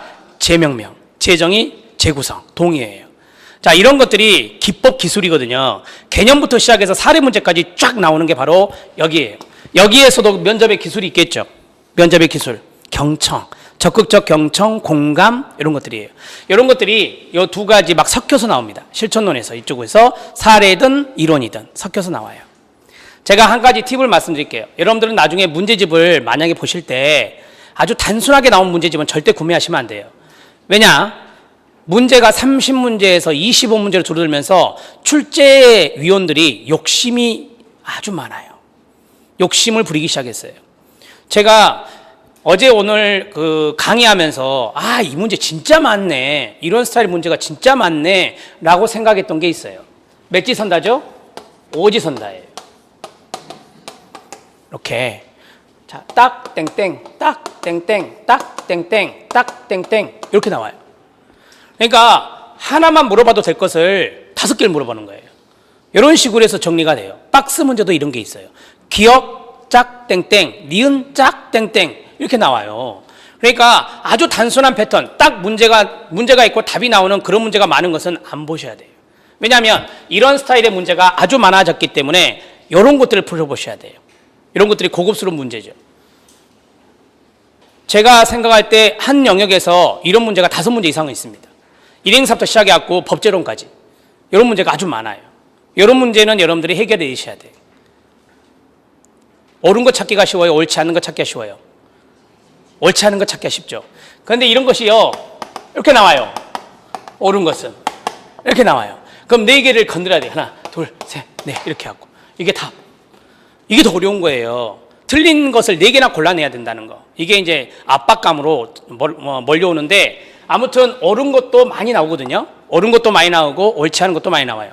여러분들 유인물에 보면 2013년도에 옳은 것이 몇 문제고 옳지 않은 것이 몇 문제냐, 그거 제가 적어놨어요. 그 도표 보면 2013년도의 문제 10쪽 10쪽을 봐보세요. 10쪽을 보면 인간행동과 사회환경에 옳은 것이 몇 문제죠? 13문제. 옳지 않은 것은 12문제. 근데 이게 약간 비슷합니다. 그게 비슷할 수밖에 없는 게, 이게 무슨 형 문제예요? 박스형 문제죠. 박스형 문제의 거의 99%가 다 뭐 찾기? 옳은 거 찾기예요. 그러니까 이 박스형의 기억, 니은, 디귿, 리을에 해당되는 이 문제는 거의 99%가 이번에 13회 때는 딱 2문제만 옳지 않은 거고 나머지 다 옳은 거예요. 9회 때는 100% 다 옳은 거였고, 여기에 다 옳은 것으로 들어가기 때문에 옳은 것 문제가 많은 거죠. 근데 이제 이런 건 쉬워요. 이 박스 문제는 쉬워요. 왜 쉽죠? 왜 쉬워요? 지문이 똑같잖아요. 기억, 니은, 디귿, 그 다음에 기억, 디귿, 그 다음에 리은, 리을. 4번은 리을, 5번은 기억, 니은, 디귿, 리을이거든요. 다 이렇게 세팅되어 있어요. 그렇기 때문에 쉬워요. 이렇게 되면 쉽죠. 막 이 지문을 막 이게 뭐랄까 흔들어 놓으면은 골라내는데 어려움이 있거든요. 근데 이렇게 세팅되면은 고정적으로 세팅되어 있어요. 그렇기 때문에 쉽습니다. 자, 한번 볼래요? 옳은 거 찾기라 했어요. 딱 기억 보니까 맞아요. 니은 보니까 확실히 틀렸어요. 단 2가지만 봤어요. 답은요? 기억 디귿이에요. 답 뭐라고요? 기억 디귿. 기억이 맞고 니은이 틀리다고 했잖아요. 오케이. 자, 니은 틀리다면서요. 제끼고. 요거 답이잖아요. 니은 틀리다면서요. 기억 없네요. 여기 니은 없다 하죠. 이렇게 돼요. 그럼 답이 몇 번? 2번이 되는 거예요. 이런 식으로 풀려요. 박스 문제가. 내가 기억 니은을 몰랐다 하더라도 디귿 리을을 정확히 알았다. 그래도 풀려요. 그렇기 때문에 박스 문제의 지문이 이렇게 똑같이 세팅되기 때문에 시간이 세이브돼요. 시간이 많이 안 걸려요. 청소년 상담사는 이렇게 안 해요. 청소년 상담사는 기억, 니은, 디귿, 리을, 미음, 비읍까지 있어요. 그리고 그것도 다 섞어버려요. 기억, 니은, 디귿, 기억, 니은, 디귿, 리을, 미음, 기억, 기억, 리을, 비읍 막 이렇게 나와요. 머리 아파요. 이게 솎아내기도 쉽지 않아요. 아주 머리를, 거기는 심리학 교수들이 문제 출제자로 들어가기 때문에 인간의 심리를 잘 알아요. 그래가지고 아니 한번 골탕 먹어봐라. 그래가지고 아주 그냥 교묘하게 해요. 지문을. 그것도 오지선다잖아요. 아주 어렵게 낸다고. 그래서 청소년 상담사 시험이 어렵다 이렇게 말을 해요. 사회복지사는 거기에 비하면 이 박스 문제는 아주 쉬운 거예요. 그것 때문에 옳은 것이 많이 있습니다. 옳은 게. 본 김에 볼까요? 조사로는 옳은 것이 13문제, 옳지 않은 게 12문제. 실천론은 옳은 게 15문제, 옳지 않은 게 10문제. 실천 기술론도 똑같이 옳은 것은 15, 옳지 않은 것은 10문제. 옳은 것 15, 옳지 않은 거 10문제. 정책론은 옳은 것 16문제, 옳지 않은 것 9문제. 어려웠겠죠. 옳은 것이 많으면 많을수록 어려운 문제가 되는 거예요. 자, 그 다음에 15, 10, 그 다음에 법제론도 16, 9문제가 돼요. 자, 공통점이 뭡니까? 옳은 게 많다는 거예요. 뭐가 많다? 옳은 게 많다는 거예요. 박스 문제도 많이 출제하고 있거든요. 그래서 옳은 게 많다라고 생각하고 들어가셔야 돼. 궁금해하신 분들 많아요. 옳지 않은 게 많이 나와요? 옳은 게 많이 나와요? 그러면 어떻게 대답해야 된다고요? 옳은 게 많이 나와요. 박스형 문제는 거의 대다수가 다 뭐다? 옳은 문제예요. 이렇게 생각하고 시험장 들어가셔야 돼요. 그래야 여러분들이 비지기면 백전백승이라고 시험 문제의 경향을 이렇게 나올 거다. 이렇게 나올 거니까 대비하고 가자라고 공부한 사람하고 무턱대고 들어간 사람하고는 달라요. 그래서 미리 거기에 대해서 좀 알고 들어가시라고 제가 문제를 그렇게 한번 분석도 해봤고요. 자, 이제 지역사회복지 들어갈게요. 15분만 하면 돼요. 자, 지역사회복지는 크게 두 개예요. 크게 두 개. 지역복지를 할게요. 크게 두 개인데요. 하나는 이론이고요. 하나는 추진체계예요.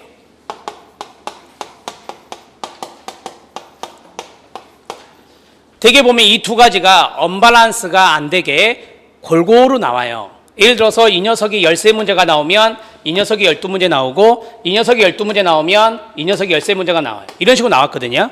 근데 이번에는요, 완전히요, 엇박자가 됐어요. 이게 완전히 많았어요. 추진체계 문제가 거의 없었어요. 추진체계 문제 25문제에서 제가 모르겠어요. 한 6문제 본 것 같아요. 6문제.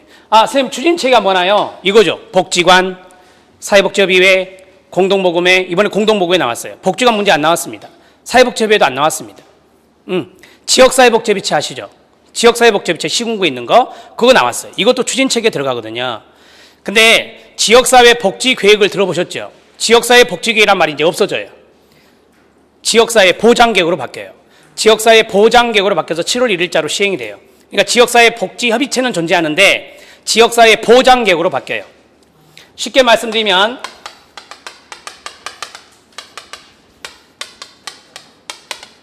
예전의 계획은 복지에 국한됐어요. 하지만 이제는 사회보장계획을 짜라 이 말이에요. 사회보장계획을 짜라. 그래서 이런 거 들어보셨죠? 시, 군, 구청장이 이걸 짜면 지역사회복지협의체의 심의를 거쳐서 시도지사에게 제출하고 시도지사는 이것을 도에 대한 계획을 만들어서 사회복지위원회에 뭐한다? 심의를 거쳐서 보건복지부 장관에게 내잖아요. 이 프로세스도 바뀌었어요. 이 프로세스도. 사회복지사업법이 바뀌었기 때문에 그래요. 그리고 마지막에 보건복지부 장관은 또 사회보장위원회에 보고까지 해야 돼요. 이런 흐름이 안에 있는 전달체계의 명칭도 바뀌었고요. 지역사회 보장협의체가 생겼어요. 지역사회 보장위원회가 생겼어요. 이런 것들이 이제 뒤죽박죽 돼 있어요. 그래서 여러분들이 나중에 모르겠어요. 그 문제가 만약에 출제된다 하면 14회 때 나온다 한다면 거기에 대해서 정확하게 이거는 이거고 이거는 이겁니다라고 구분해 놓지 않으면 혼동되어서 틀리기 딱 좋은 거예요. 법률 개정을 그렇게 해놨기 때문에. 그것이 7월 1일자로 시행이 됩니다. 여기 두 가지 중에 이론이 나온다고 했잖아요. 이론은 모델이 있죠, 모델. 이번 시험에는 아주 로스만의 모델 한 문제, 테일러 로버츠 문제 한 문제, 웰과 갯물의 한 문제, 모델은 딸랑 3문제 나왔어요. 딸랑 3문제. 그래서 이 모델의 문제가 아주 많을 때가 있었거든요. 아주 적을 때가 있었거든요. 그래서 최소는 3문제입니다. 최소는 3문제. 모델의 3문제에서 7문제까지 출제될 수 있습니다. 7문제까지. 모델을 꼭 잡으셔야 된다는 거죠. 모델을. 자, 또 이론적인 게 있죠. 지역사회복지란 뭐냐? 지역사회가 뭐지? 이런 것들이요. 그리고 아주 지역적인 부분들도 많이 나오기도 하고. 그래서 되게 이제 기관에 종사하신 분들은 어떤 문제를 잘 풀어요? 요거 잘 풀죠. 협의회 잘 아니까. 복지관 잘 아니까. 그 다음에 뭐 아까 말씀드리다 말았는데 재가복지봉사센터나 또 자원봉사나 자활이나 이번엔 자활 문제 안 나왔어요. 자활. 이런 것들이 다 추진체계에 들어갑니다. 그래서 이 추진체계 문제와 이것이 서로 골고루 섞여서 나온다라는 게 원칙이었는데 이번에는 조금 그것과 달리 출제되었다는 것을 말씀드립니다. 자, 지역사회복지론 됐고요. 정책론 들어갑니다.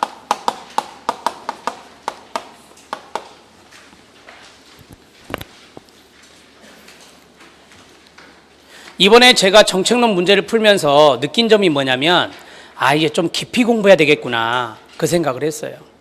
이제 출제위원들이 정책론에서 낼 거 다 냈나 보다 이런 생각을 했어요. 여러분들이 사회복지 정책 발달 이론에 이런 게 있죠. 산업화 이론, 사회양심론 들어보셨죠? 사회통제론, 음모이론, 이익집단 이론 막 이런 거 있어요. 근데 이번에 존 롤스의 사회정의론이 나왔어요. 한 문제로 단독으로 사회정의론에 대한 특징으로 옳은 거 찾아라. 박스, 기역, 니은, 디귿, 리을 여기 나왔는데 요거 저도 대학에서 뭐 대학원까지 다 다녔지만 처음 듣는 겁니다. 창피한 이야기지만 처음 듣는 거예요. 그래서 제가 자료 찾아본 겁니다. 그러니까 지역적인 부분에서 출제가 되고 있다라고 하는 거예요. 그 다음에 우리가 좀 알지만 이것도 냈어요. 신마르크스주의. 마르크스주의는 주구장창 들어봤어요. 근데 신마르크스주의가 단독 문제로 출제가 됐어요. 이런 것들을 좀 보면은 조금 이론적인 부분들에 아주 깊이 있는 부분까지 들어가고 있구나라는 것을 알 수가 있어요. 물론 쉬운 문제도 있었어요. 물론 앞에서 썼던 지문들을 그대로 갖다가 복사한 느낌이 드는 지문도 많았어요. 정책에서. 하지만 이런 것들이 나오는 걸로 봐서는 약간 여러분들이 이제는 깊이 있는 공부를 좀 해야 된다라는 생각을 하시면 돼요. 근데 다행스러운 건 절대평가죠. 누구를 밀치고 합격하는 게 아니고 여러분들은 60% 이상만 맞추면 절대평가이니까 합격이 되잖아요. 그래서 이런 것들은 개념적인 정리만 좀 해놓으시면 됩니다. 저는 이제 매년 책을 업데이트를 할 때 새롭게 출제되는 부분들을 교재에다가 반영을 해요. 반영을 해서 계속해서 이제 업데이트 하다 보니까 책이 점점 더 두꺼워지는 느낌? 이렇게 들어요. 그렇게 들지만 출제된 부분을 빠뜨릴 수는 없잖아요. 그래서 그런 부분들이 들어가 있다라는 것을 말씀드립니다. 정책론은 크게 앞에 보면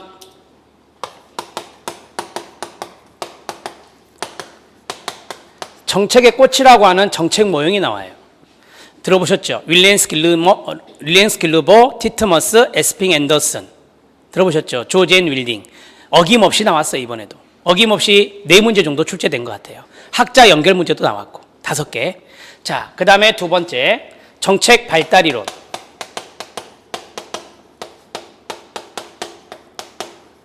정책 발달 이론의 대표적인 게 이제 사회적 이론이 들어가 있는 거고요. 산업화 이론 출제됐고요. 정책 발달 이론도 시험에 잘 나오는 것이에요. 그 다음에 정책의 결정 모형도 있죠. 이번 시험에 나온 게 쓰레기통 모형입니다. 쓰레기통 모형이 정책 결정 모형으로 출제가 됐어요.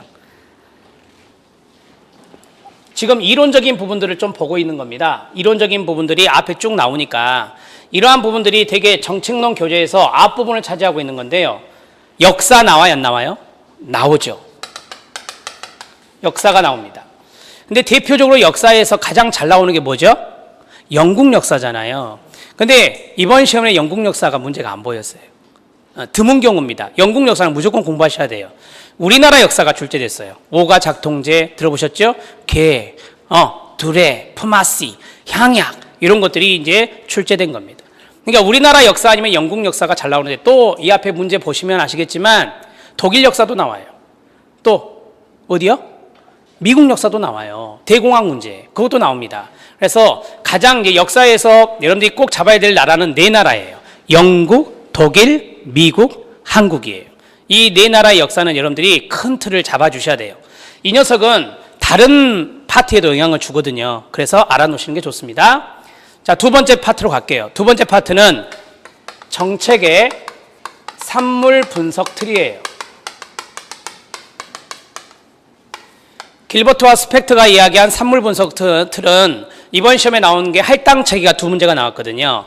그래서 할당 체계라든지 전달 체계라든지 재정 체계라든지 그 다음에 급여 체계라든지 이런 것들이 이제 나오는 거죠.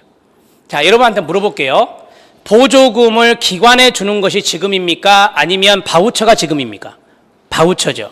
그래서 보조금 지원 방식에서 수요자 지원 방식인 바우처 방식으로 변하고 있다. 이런 것들이 이제 방향이에요. 정책의 변화 방향. 그것을 박스형으로 해서 시험 문제에 출제했습니다.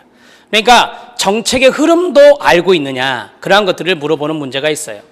물어볼게요. 선별주의가 먼저예요? 보편주의가 먼저예요? 선별주의가 먼저죠. 이렇게 흘러가잖아요. 근데 시험 문제는 이렇게 바꿔놓는다고요. 그런 것도 지문으로 나왔었습니다. 이런 것들을 좀 기억하실 필요가 있고요. 그 다음에 이제 사회보장으로 갈게요. 마지막 파트. 자, 사회보장은 제가 아까 말씀드린 거. 여기에서 사회보험이 나오고 공공부조가 나와요. 사회보험과 공공부조. 시작. 사회보험과 공공부조.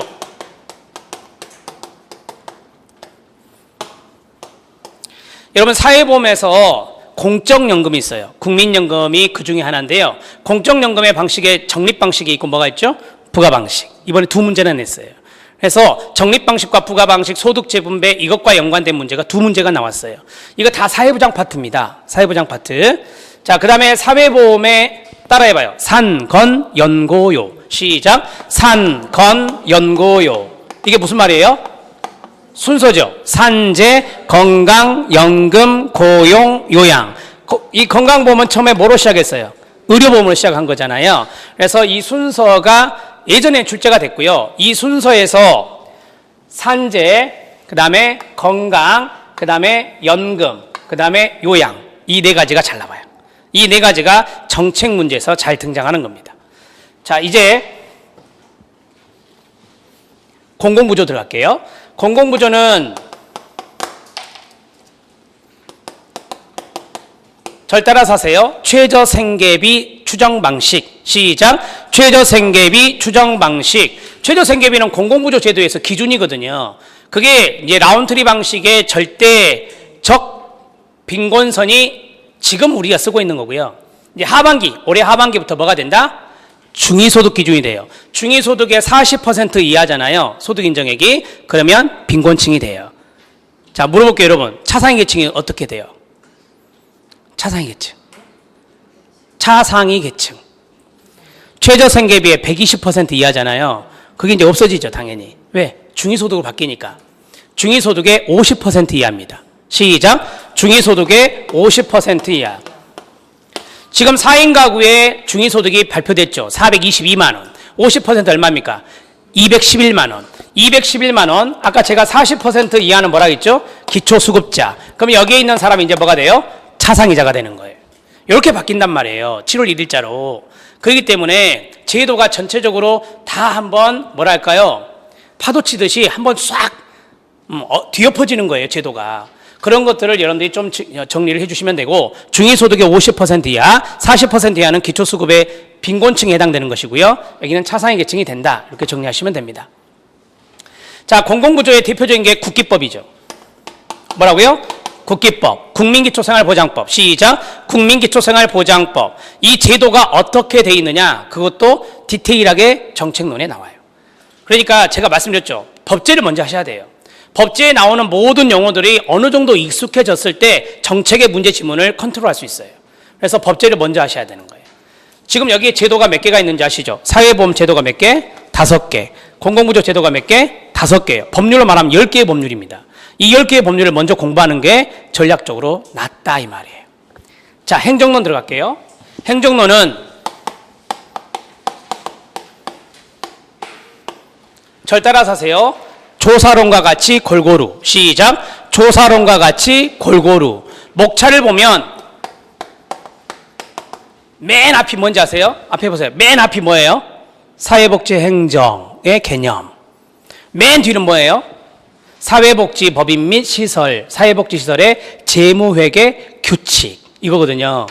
여기 안에 무수히 많은 게 있어요. 그 무수히 많은 것에서 골라 잡아서 한 문제씩 거의 출제해요. 자, 생각나는 거 말씀드릴게요. 첫 번째, 기획기법, 펄트, 프로그램 평가 검토 기법, 간트 차트, MBO, TQM. 지금 제가 말씀드린 이 모든 것이 이 13회 지문에서 다 들어간 거예요. 그 다음에 인간관계론 아시죠? 과학적 관리론 아시죠? 그 다음에 조직군 생태 이론 아시죠? 이번에 새로 나온 게 이거예요. 조직문화이론. 두 문제거든요. 조직문화이론. 시작. 조직문화이론.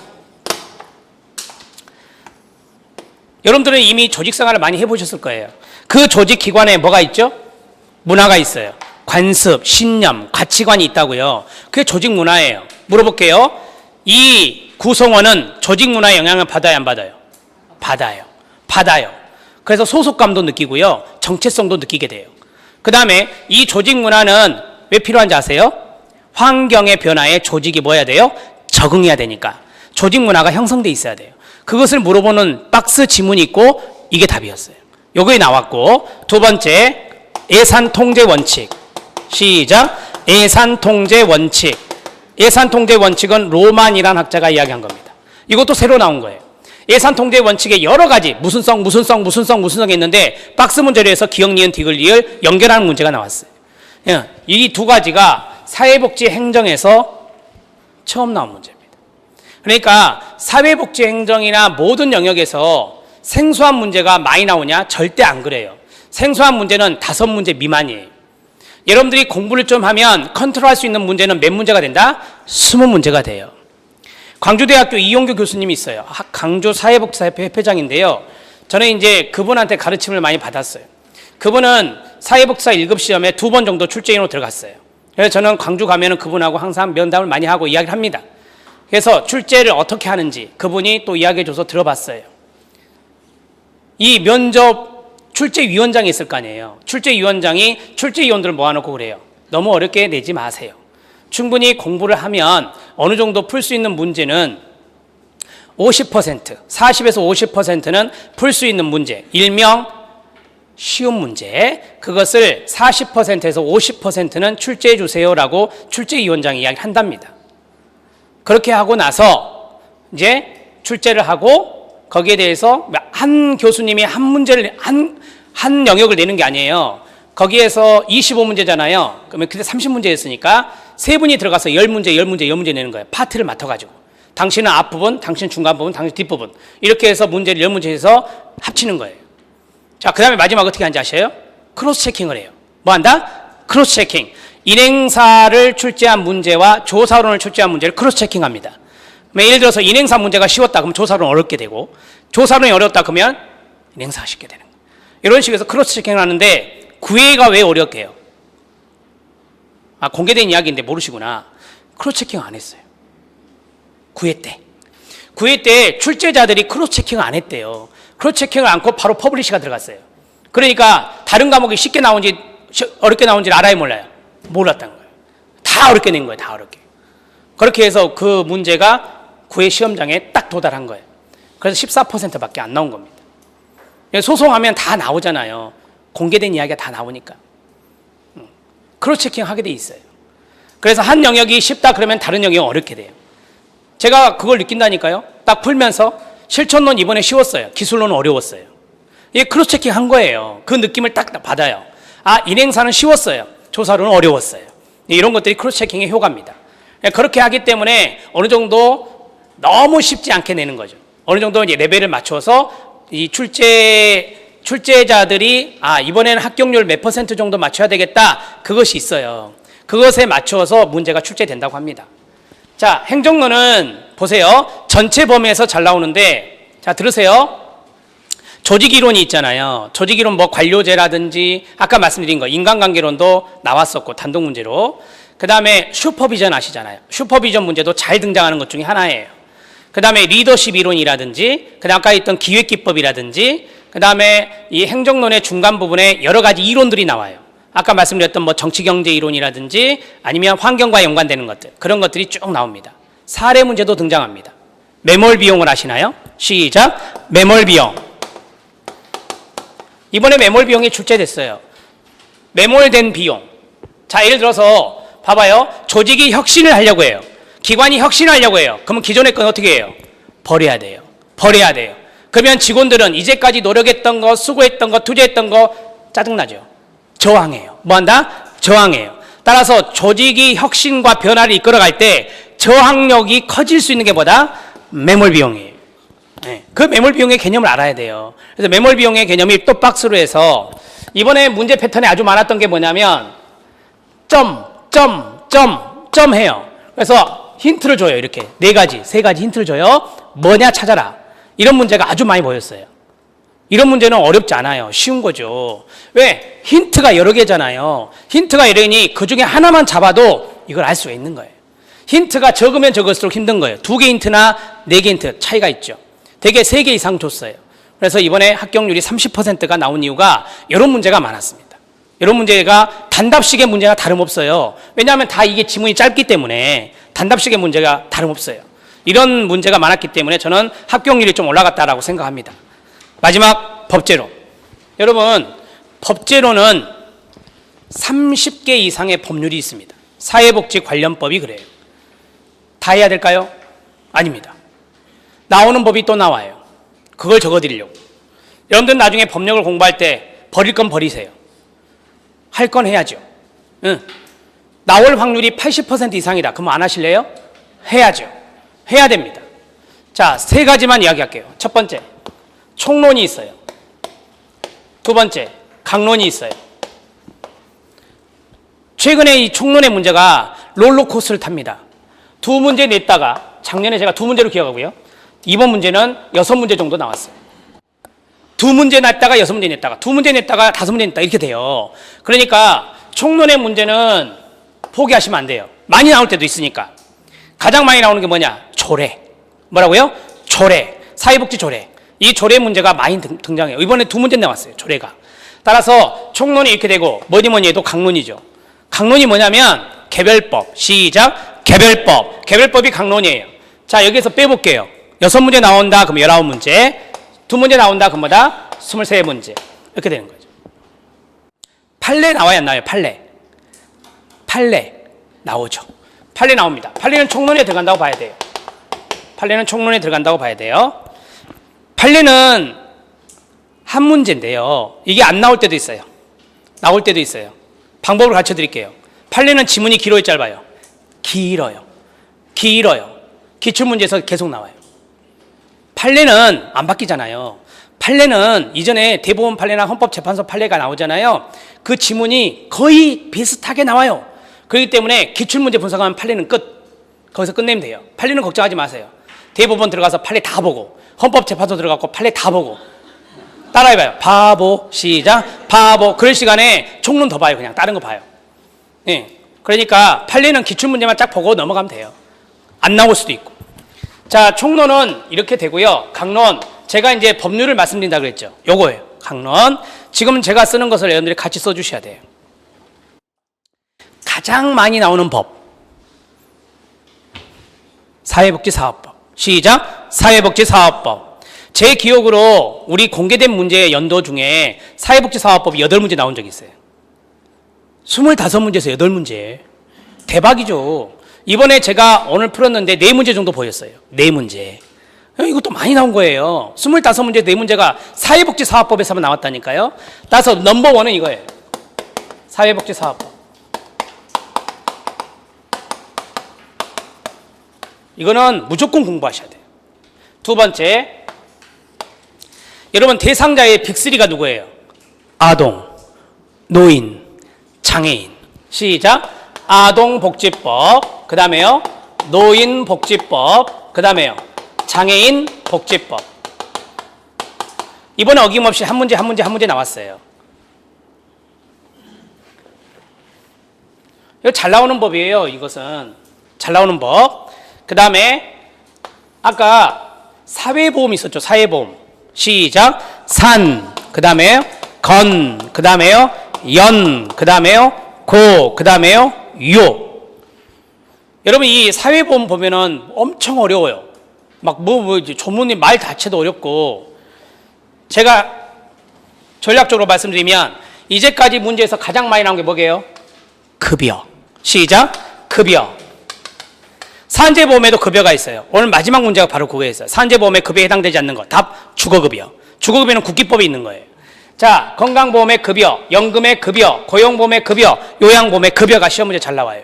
급여라도 보셔야 돼요. 급여라도. 자, 그 다음에 공공부조. 공공부조의 꽃은 뭐다? 국민기초 생활보장법. 이거 안 나오면 안 되죠? 무조건 나와야 돼요. 내년에 무조건 등장해요. 이게 많이 바뀌었기 때문에 안 나올 수가 없어요. 2번째.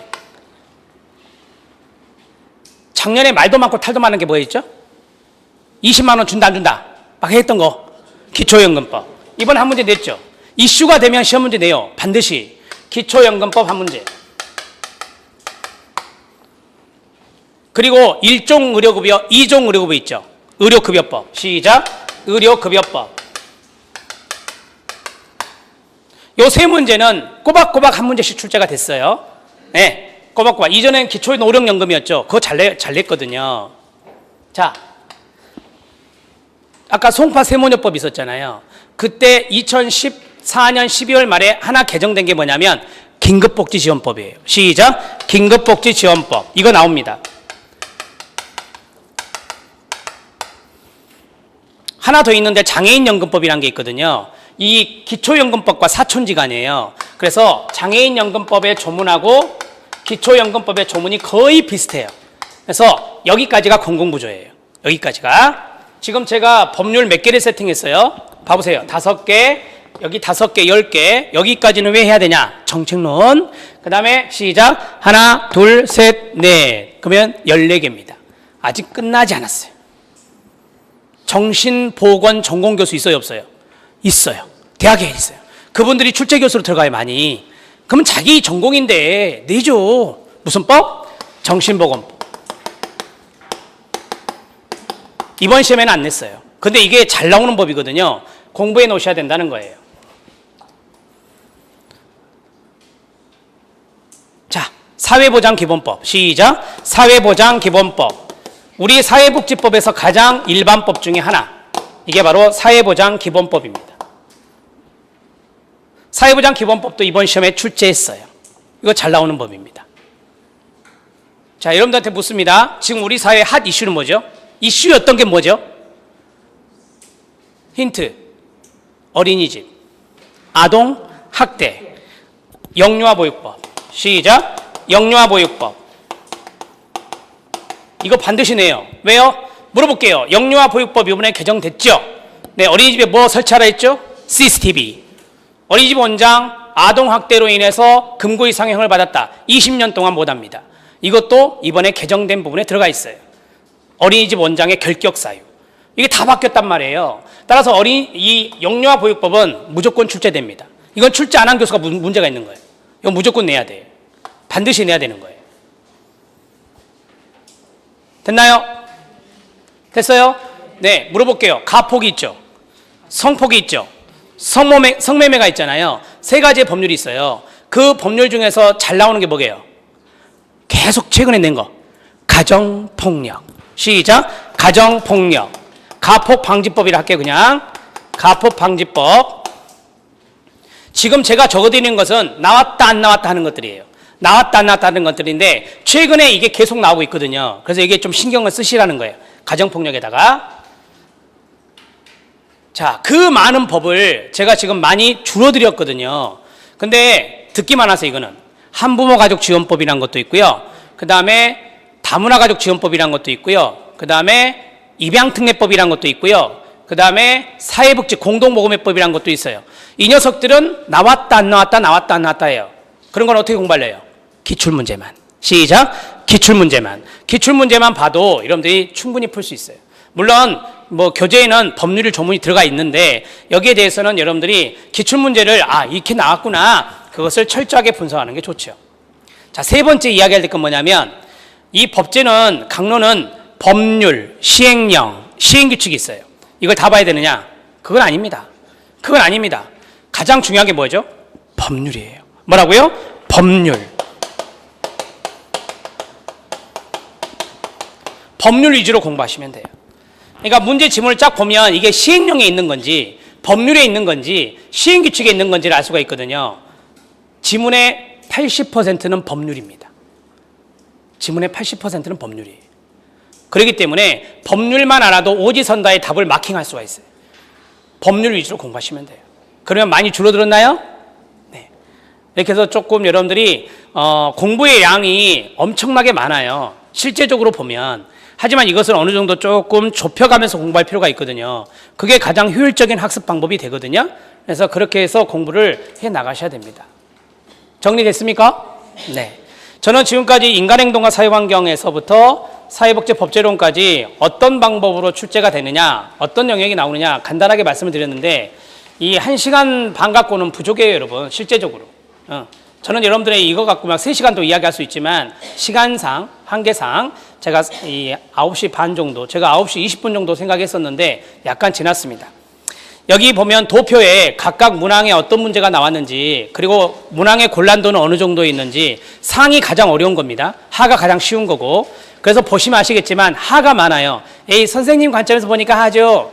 이렇게 말하는 사람도 있어요. 그러나 실제로 하예요, 실제로. 그래서 보면 하 문제가 많아요. 아까 제가 그랬죠. 출제위원한테 출제위원장이 뭐라 한다? 40에서 50%는 풀 수 있는 문제를 내세요라고 한다고 했잖아요. 그렇기 때문에 하에 해당되는 문제가 있어요. 공부를 하시면 할 수 있어요. 합격할 수 있습니다. 자, 오늘은 여기까지 진행하고 제가 이제 조금 남은 시간에 5분 정도 질의응답을 받겠습니다. 자, 여기까지 진행하겠습니다. 수고하셨습니다.